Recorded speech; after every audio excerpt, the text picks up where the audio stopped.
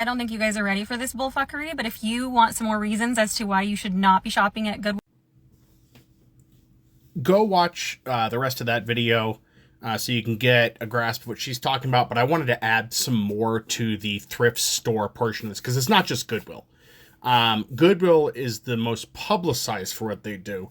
And yes, there's been stories where they pay some of their workers as low as 12 cents an hour, stuff like that. And there are good reasons for why that happens. I know it sounds bad. If you want to know why that is, I'll be glad to do a video on it. But the short of it is there are some legitimate things that Goodwill does. Those things I'm not going after. It's the petty things that they and other thrift stores do that bother me. So one of those is the destruction of goods. Goodwill gets all of their items for free. So do other thrift stores. I live in Colorado. We have ARC thrift stores here. So you have Goodwill or ARC. Those are kind of the two big ones in this area. And both have gotten into destroying the goods they can't sell. Now, ARC did it differently. They have an industrial shredder, one of those pulverizers that you see in videos that break everything down. They have one of those for the stuff they can't or won't sell. And that's what they do. They destroy them. None of it's recycled that I can tell, that I've seen. I've watched what they do with those. I have not seen washers and dryers be recycled, even though they can be, or other appliances. They just destroy them.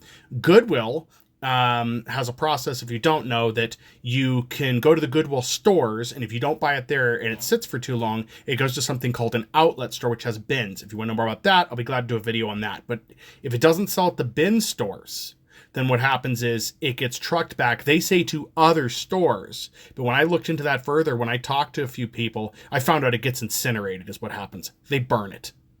They don't donate it to homeless. They don't give it to anybody who can use it. They burn it. And that's what happens a lot of our thrift stores. None of the thrift stores left are run like nonprofit, really. They are all for profit. Goodwill does online sales, and so do the other thrift stores. And people like to blame resellers.